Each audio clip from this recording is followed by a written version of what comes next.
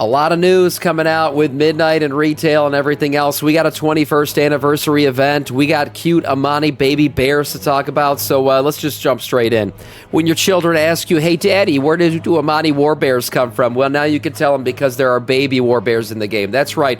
All you pet collectors out there, rejoice and, grab your lotion and tissue paper because, yeah, this is a pet everyone's going to want. Baby Amani war bears be running around all over the place, and you'll be able to get them as a pet. And wow, while pet battling won't necessarily be a thing anymore, pets will continue to be a thing. So collect to your heart's desire all these different color variations of a baby Amani war bears. How will you get them? Probably some kind of Amani troll reputation, maybe some stuff worked into the trading post, who knows. But these are the ones that we've data mined so far, so check those out if you're that excited.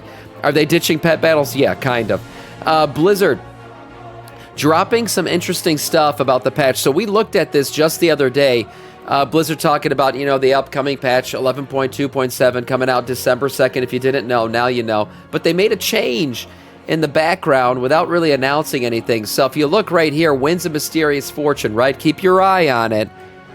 It's gone. It's gone. That's right. Blizzard just removed it over the weekend. The Warning, by the way, is what the patch is called. I didn't even notice that. So there we go. You have a new art style for it. The War Within the Warning. Sounds like some kind of Azerothian warning, something to do with the world soul, whatever. But anyways, yeah, so if you look at the main difference between these two, Winds of Mysterious Fortune is gone. And why is that? Well, it looks like, between everything else that's going on, you're going to have the anniversary event, which we're going to talk about here in a second. A few other ways to gain between Legion Remix, the anniversary event, and everything else, to gain leveling experience, right? So a lot of leveling boosting going on. If you don't know what the Winds of Mysterious Fortune is, it's essentially a 20% boost to your leveling and rep and all that other stuff. So with all that stuff going on, I don't think they wanted all that stacking going on with leveling because that would have made leveling extremely easy and quick. So they're going to eliminate it. Now, what's weird about it is they did it without announcing anything. It's been something Blizzard's been doing lately. I don't know. There's some guy who makes mistakes in the background. He decides to delete it, hoping nobody will notice. That's what he says, I guess. Well, people noticed. It is gone. No official announcement from Blizzard as to whether it'll be coming at a later date or not. But for now, Winds of Mysterious Fortune will not be joining us for 11.2.7. But the anniversary event will be. That's right. The 21st anniversary event is now live and will be live until December 7th, which is that, going into that first week of 11.2.7. If you played through the previous anniversary event, then you know a lot of the stuff that's already going on. There's a few new things I'll talk about here in terms of loot and titles and stuff. But otherwise, it's really the same as the 20th anniversary event. So you'll be heading out to Tanaris.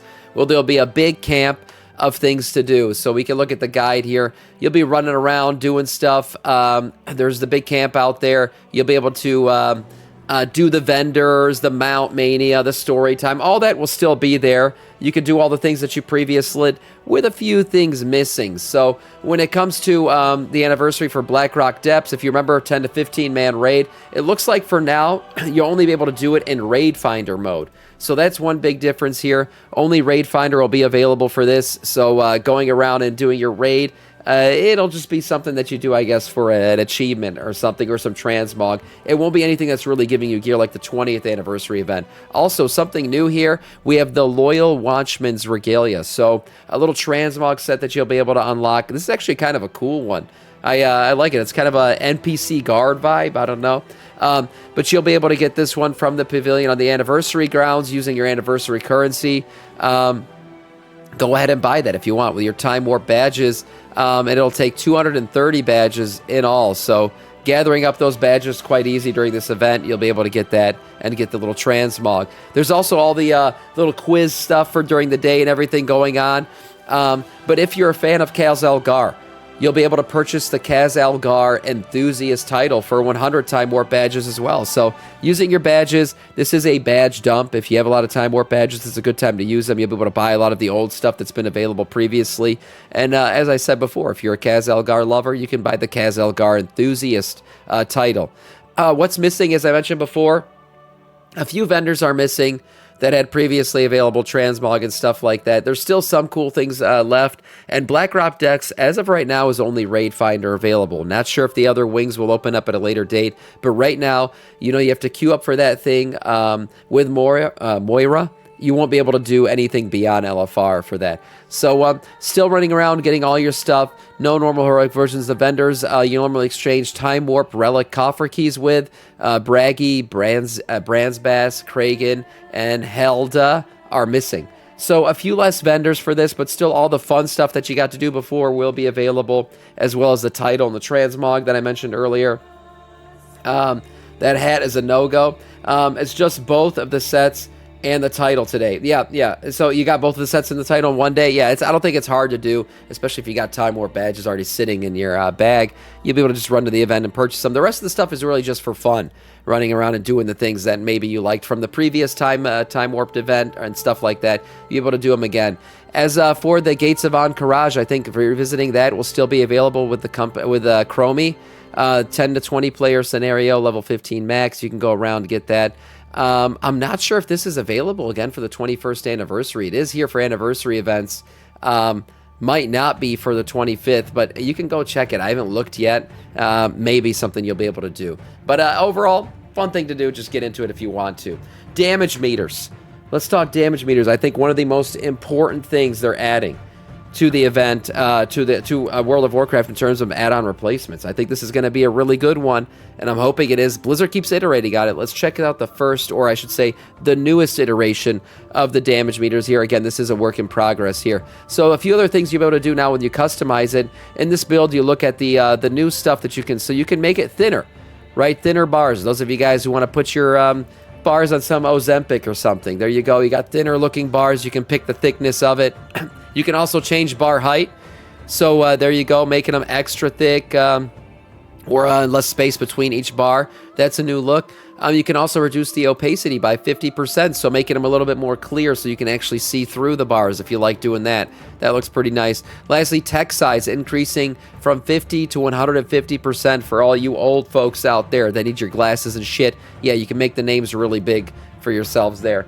Also, new types of tracking has been data mined. So we have damage taken as something that you can track. Avoidable damage taken, good for tracking those mages who are just parsing and standing in the fire. And then absorbs, of course, absorbables and things like that. You can track those. So they're adding more things onto this. I still have not seen a death counter yet or a death timer. I do think that's an important one for raids and stuff like that, to be able to see who the hell the jackass is who's dying in first phase every single pull. But they're iterating on it. They keep adding more stuff to this damage meter. Again, this is probably the most excited I am for anything that they're adding in terms of add-on replacements. I think the damage meter is going to be more accurate and better overall. We just need all the utility that we currently have from our regular add-on damage meters. We'll see if they continue to do that. Harnier racials are getting iterated on. So a few other things going on here with them. They're losing, two differences are they're losing damage reduction from aberration and gaining a flavor of an herbalism bonus. So there you go. If you don't know, right now the Harnier currently have a little, it's like a hearthstone where they can hearth to different world roots. So here you got like the fentanyl dance going on with the roots and shit. That's the kind of animation that you see when you're hearthing out. So a nice little animation there. They also have this thing, a Thorn Bloom, where they command powerful thorns and to assault 8 enemies and heal 8 allies. Probably not that strong. We know like Gift of the Naru and stuff. None of these racial abilities are actually that strong, but if you're into those kinds of things, maybe a little bit of a boost to your PvP, giving that slight edge. But there you go, a few other things going on. They have Root Return, which I said returns to a previous location. Subterranean Predator, experience gains for killing aberration beasts and elementals increased by 10%. Damage dealt to them also increased by 1%. Root Walking is the one I mentioned before, the Ritualistic Cradle. You go to the different world trees. Increasing herbalism skill by 5. Increases finesse by 10. Finesse increases chance of gathering additional materials. So there you go. They're better herbalists than any other race. And then Lash Out increases critical strike damage 1%. Increases critical strike healing by 1%. So, all right, racials, nothing too crazy. Garrotal crew, no background on the damage meter. They better add that or it will not be used. I'm sure if they're adding opacity, they'll add a background as well if you want to make it extra dark. That'll be a thing for sure. Okay, moving on to a Burning Crusade pack. Yeah, so if you didn't know, Burning Crusade Anniversary is relaunching. That's right, because we need 13 classic versions of every classic version of the game now. We have Anniversary coming for BC soon. We recently discovered shop images related to upcoming Burning Crusade Anniversary bundles We now finally discovered the new flying mount. That's right. So, what is this? A Star Spoke Nether Drake. This thing's badass. Shit. Oh my god. This is a really freaking cool looking mount. I'm guessing that, will this be usable in retail? After flying around. Now we've discovered the new flying mount, the Star Spark Nether Drake. Does anybody know? And then the Starship Whelpling. Okay, so a little whelp there. I'm definitely going to need that. Yeah, oh, it's freaking nice. One thing about this stuff with the Burning Crusade anniversary and all that stuff, if everyone's flying around on a Nether Drake, is it really Burning Crusade? I mean, this used to be like a cool thing. If somebody had a Nether Drake back in BC, you know, they took the time to grind out those reps. Now every Johnny boy is going to have his anniversary fucking flying mount. I guess you can get it if you want it. Again, not sure. I mean, it looks like a retail mount. I would think this is available. This should be a retail mount too, but this is a nice looking damn Nether Drake, let me tell you. Okay, moving on. Flying around. We spoke about it. Maybe you get your Nether Drake and you'll be flying around in Midnight. Well, one new thing people have discovered in Midnight is the ability to fly around and gather coffer keys. That's right. So maybe you're just, you know, a Delve Andy. Maybe you're a Greg from accounting, as I've said many, many times before. Shout out to Greg. You're somebody who just wants to do delves. Well, there's a new way to gather coffer keys for delves at Midnight, and that is flying around and collecting void motes. Much like the Dream Search Coalescence we saw in Dragonflight, you'll be able to collect these things. Stona, thank you for the follow, man. Welcome to our Scourge. You'll be able to fly around and collect these things, and the reason you're going to want to do so in Midnight, and what's different about Midnight, is you can collect coffer key shards by doing this, and assembling 100 of these things will give you a coffer key to go around and, you know, unlock that extra chest in your delves. The estimate right now is every 5 to 6 minutes, you should get a full coffer key. Now, there is one drawback to this, and that is every week you are limited to 600 of these shards, which in total will give you 6 coffer keys. Every 100 shards will give you a coffer key if you put them all together. So that gives you 6 coffer keys per week that you can unlock just by flying around the zones, casually getting those orbs, and getting yourself these little coffer key shards as you gather them. So that's pretty cool. A nice little casual way to kind of enjoy the scenic views in our new zones that we'll be getting out in the upper parts of the Eastern Kingdoms, and gathering up some coffer key shards in the meantime. So a nice way to kind of not have to join combat, do any extra shit. Right now, obviously, you can get coffer keys by doing 2 major dailies every day, you know, running around and doing those things, the big events in the zones. But hey, this is a nice way to kind of sit back, relax, and gather your shards.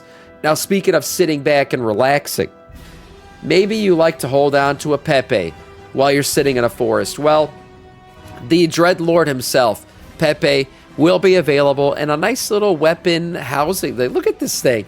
Oh, that's cute. Yeah, how could you not like this? So a little Pepe to carry around. Yes, he does open up his eyes. Every druid should have this. It is a weapon that you'll be able to hold. Pepe's mobile home coming in 4 different color variations. Mobile, portable, traveling, vacation home, an offhand cosmetic weapon for players will be able to transmog to. So how you get this thing, I'm not sure. But it is something that I'm sure a lot of people are going to want. We haven't discovered any sources just yet, but you'll be able to get it eventually. So carry around the Dreadlord himself, Pepe, and show him every secret that his heart desires so he can report back to all the other Dreadlords. That's right. If you don't know, and you're hearing this for the first time, Pepe is a Dreadlord. I discovered it a long time ago, and will continue to shout out about it because people need to know this. People rock Pepe all the time, not knowing that they're helping the Nathrazim do their secret plots and shit like that. Also, if you want a little birdie boy on your back, that's right. Everyone knows about the Hummingbird mount now coming with the Harney, or a cool little mount you'll be able to get. Well, there's also a little birdie boy that you'll be able to have a backpack for. I'm not sure what this one's coming, where this is coming from, but this will be a cloak that you'll be able to get. Probably some kind of Harney or reputation related shit. But yeah, a little bird on your back. That's right. You can have a Pepe in your fist, a birdie boy on your back, and just be like a literal house for birds. I don't know what it is, but yeah, you probably smell like shit. But anyways, hashtag not sponsored. Final thing here. As we approach Black Friday here in the Americas, we got a bunch of sales starting to hit. And the first sale that I've seen so far, that's already live actually, is Secret Labs. They're doing a sale. That's right. Secret Labs is offering up to $249 off select items, $100 off of Alliance and Horde chairs, and $37 off of lumbar support. Lumbar support, if you do have a Secret Labs chair, which I'm currently sitting on, really important. I honestly don't feel like their chairs are that comfortable without these things, but I bought this one. It's my Alliance one. You can go ahead and purchase ones. They have different ones available. Evidently 30% off a bunch of them, so 37% off. So go get these lumbar support pillows if you have one already. If you have a Secret Labs chair already. If you don't have a Secret Labs chair, go check out their website if you haven't before. They're pretty good chairs. Again, I'm not sponsored, but I figured I'd shout this one out to the community since the sale has already began, and it looks like it continues through November 29th. And for now, that is all in terms of news.